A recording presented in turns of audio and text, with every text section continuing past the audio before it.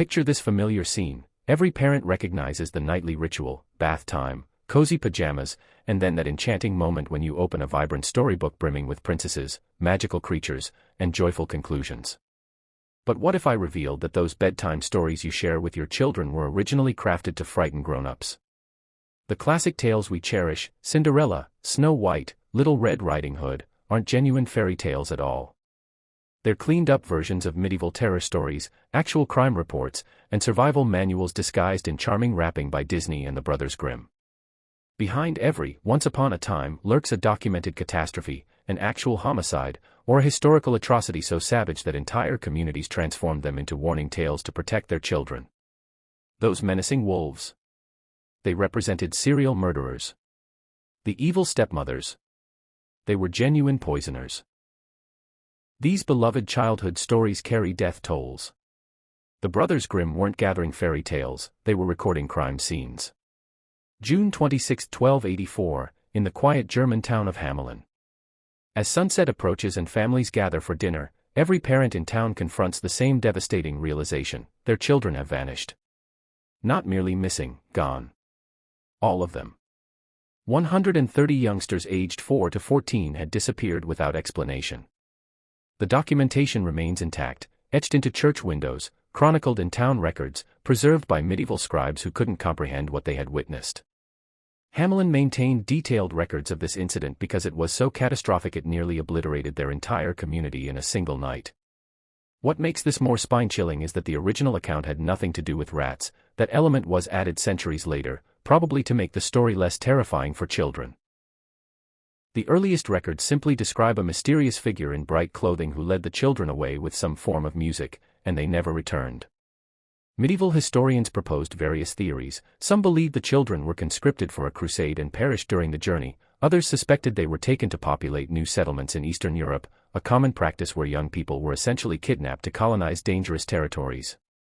The most disturbing theory suggests mass drowning in the nearby river, possibly during a religious ceremony gone horribly wrong. What makes historians' blood freeze is the precision of that date. Medieval people rarely recorded exact dates unless something absolutely earth-shattering occurred. The fact that June 26, 1284 was seared into their collective memory indicates this wasn't just another tragedy, it was something so unprecedented it became their town's defining moment. The aftermath proved equally devastating. Hamelin's population plummeted. Economic records show the town struggled for decades to recover. Marriage records reveal many families simply departed, unable to bear living where their children had vanished into thin air. Even today, there's a street in Hamelin called Bungelosenstrasse, the street without drums, where local legend forbids music because that's the path the children took on their final journey out of town. The fairy tale we know sanitized one of medieval Germany's most documented mass disappearances into a story about pest control. In 1764, something began stalking the people of south-central France. It wasn't a fairy tale monster, it was real, massive, and over 3 years would kill over 100 men, women, and children in the most brutal ways imaginable. The French called it La Bête du Gévaudan, the Beast of Gévaudan. Eyewitness accounts described a wolf-like creature the size of a calf, with reddish fur, a broad chest, and jaws powerful enough to decapitate a human with one bite. But what made it truly terrifying was its strategic hunting pattern. Unlike normal wolves that kill for food, this creature seemed to target lone travelers, especially women and children walking isolated forest paths.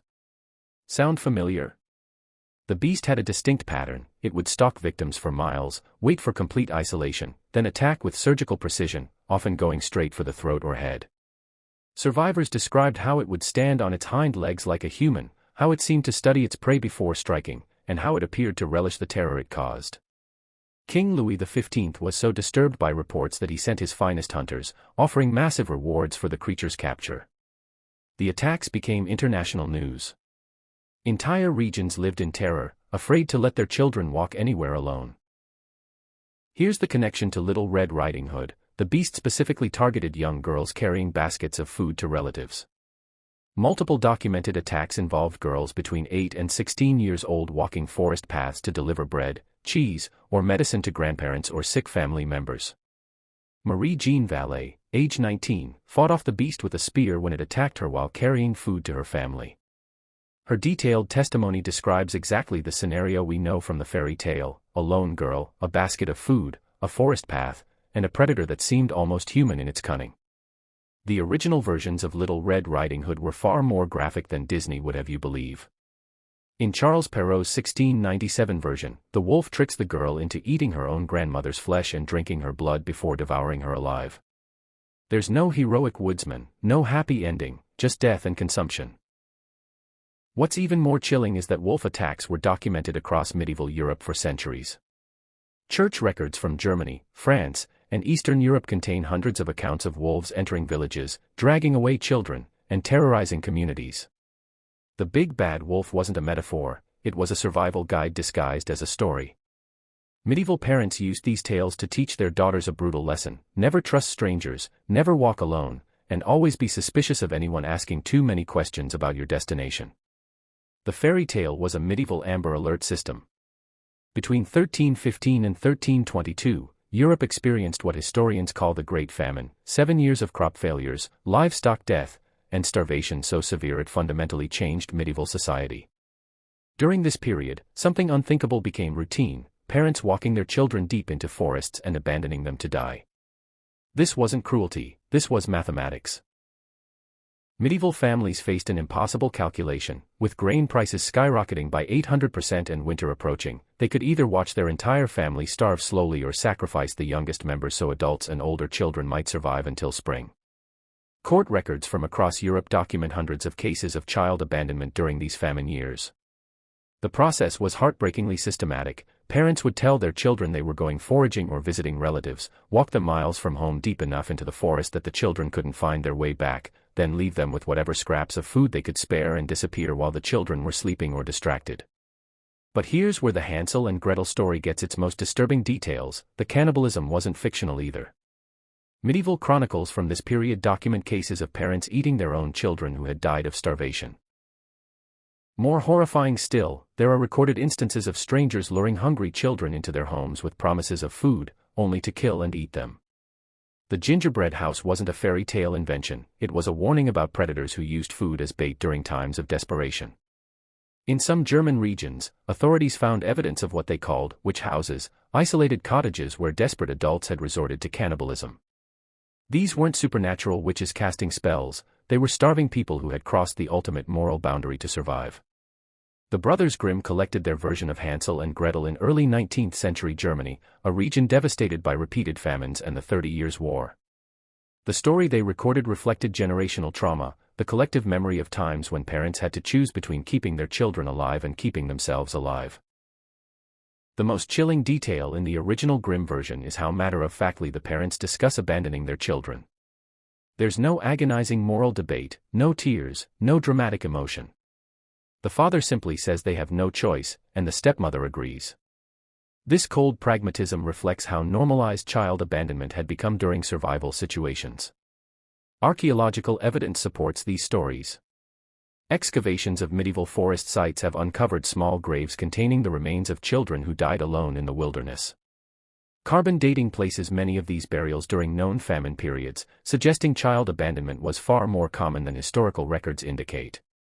The trail of breadcrumbs that Hansel drops to find his way home comes from actual survival techniques that medieval children were taught. Parents would show their kids how to mark forest paths using whatever materials they had: bread, stones, broken twigs. Just in case they ever got separated or lost. The fairy tale was a survival manual disguised as a cautionary story, teaching children how to navigate a world where even their parents might not be able to protect them. In 1533, a beautiful 16-year-old noblewoman named Margaretha von Waldeck was found dead in her chambers, her body showing clear signs of poisoning. She had everything a fairy tale princess could want: wealth, beauty, noble birth, and a promising future. She also had something else: a stepmother who despised her and a family fortune worth killing for. Margaretha lived in the German region of Waldeck, where her family controlled vast mining operations. These weren't ordinary mines, they used child laborers, many so young and malnourished that locals called them the little people or dwarfs. The working conditions were so brutal that most of these children died before reaching adulthood, their bodies permanently stunted by malnutrition and toxic exposure. But here's where the story gets darker. Margaretha had begun questioning her family's use of child labor.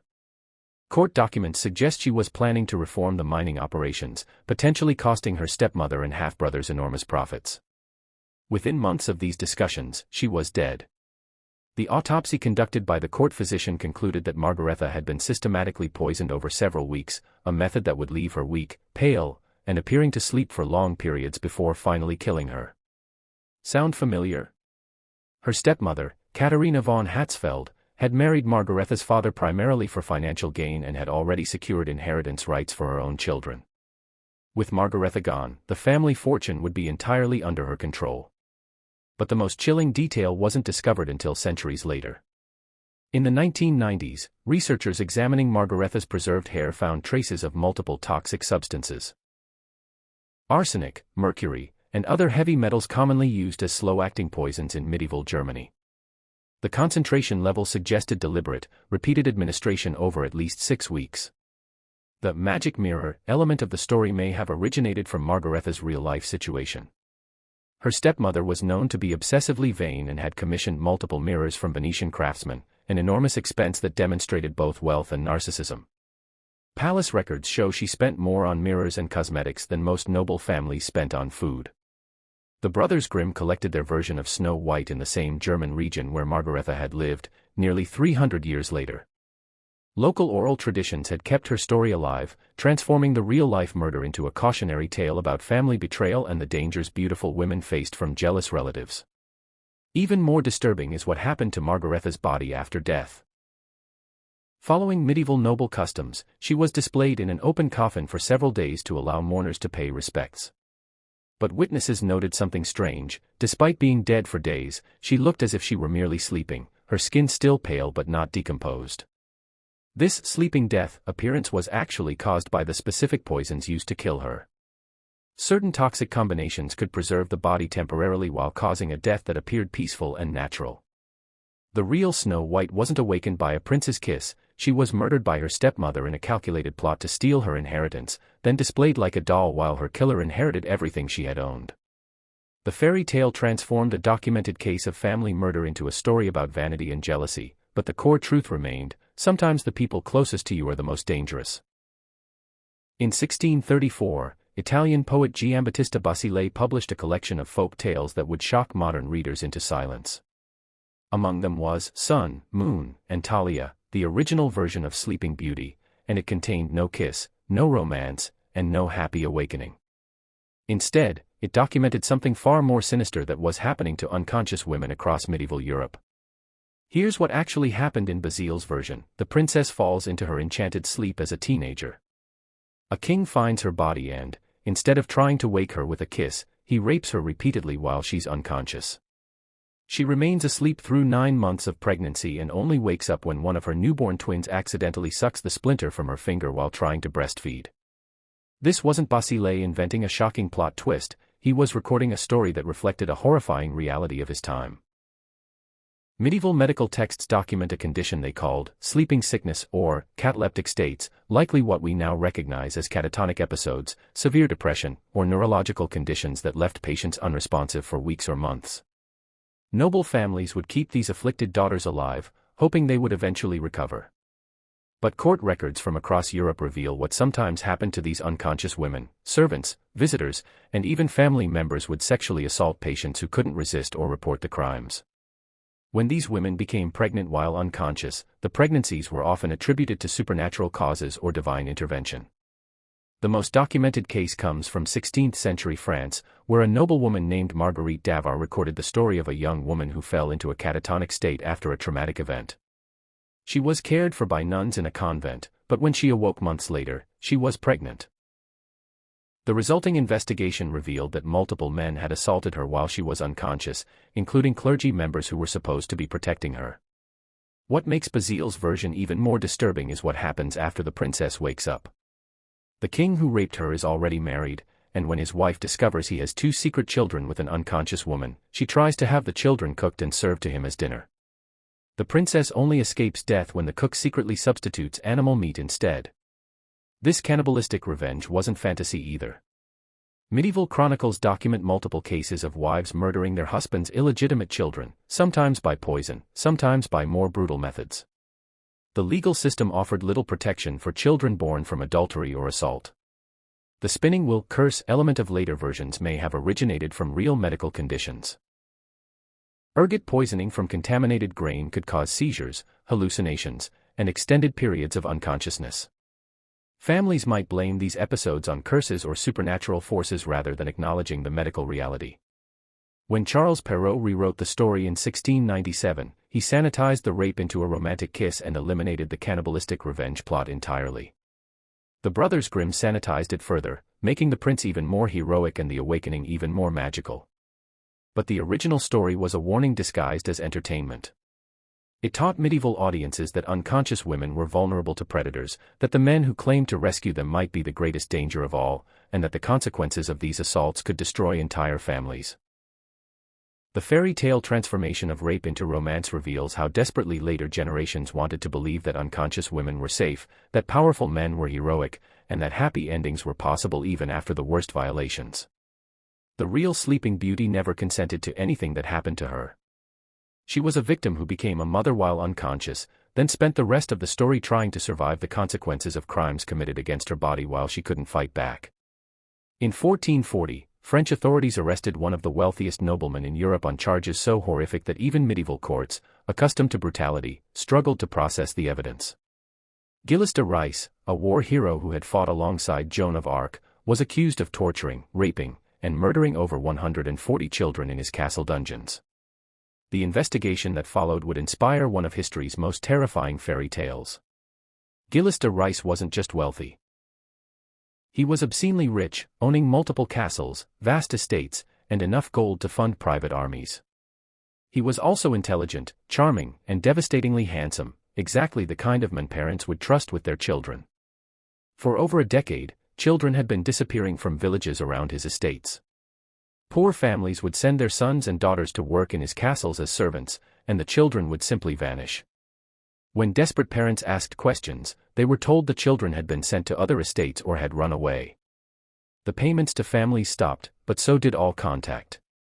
The truth only emerged when one of de Rais's accomplices, Etienne Correlot, was caught trying to break into a church. Under torture, he confessed to helping his master murder dozens of children in ritualistic ceremonies that de Rais believed would grant him supernatural powers and unlimited wealth. The court testimony was so graphic that medieval chroniclers refused to record the details. But what they did document was de Rais's method. He would invite children into his private chambers, lock the doors, then torture them for hours before killing them. Their bodies were burned in massive fireplaces, and their ashes were scattered in his gardens. Here's what connects directly to Bluebeard. De Rais had multiple wives who died under mysterious circumstances. Each wife was given access to most of his castle but forbidden from entering certain rooms. Court records show that at least 2 wives discovered evidence of his crimes and died shortly afterward, one from apparent poisoning, another from a suspicious fall down castle stairs. The original Bluebeard story, recorded by Charles Perrault in 1697, follows this exact pattern. A wealthy nobleman marries young women, gives them access to his entire house except for one locked room, then kills them when curiosity leads them to discover his secrets. The locked room contains the bodies of his previous wives, hanging like meat in a butcher shop. But Perrault's version sanitized the reality. De Rais wasn't just killing wives, he was murdering children. The forbidden room wasn't filled with adult women, it was a torture chamber filled with the remains of boys and girls between the ages of 6 and 16. The fairy tale transformed a documented case of mass child murder into a story about marital disobedience and female curiosity, but the core warning remained the same: wealthy, powerful men who seem too good to be true probably are. What makes de Rais's case even more chilling is how long he operated without consequences. His wealth and political connections protected him for over a decade while he killed with impunity. Local authorities received complaints about missing children but refused to investigate a war hero who had connections to the royal court. The investigation revealed that de Rais had developed elaborate rituals around his murders, believing that the more innocent the victim, the more supernatural power he would gain from their death. He specifically targeted children from poor families because he knew no one would demand justice for them.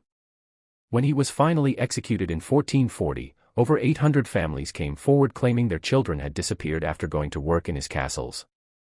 The actual death toll was probably much higher than the 140 documented cases, since many rural families never reported missing children to authorities. The Bluebeard fairy tale served as a warning system, teaching generations of women to be suspicious of men who offered too much too quickly, who isolated them from their families, and who maintained secrets that could get them killed. But it also revealed an uncomfortable truth about medieval society: the wealthy could literally get away with murder as long as they targeted the powerless. And even when justice finally came, it was often too late for hundreds of victims.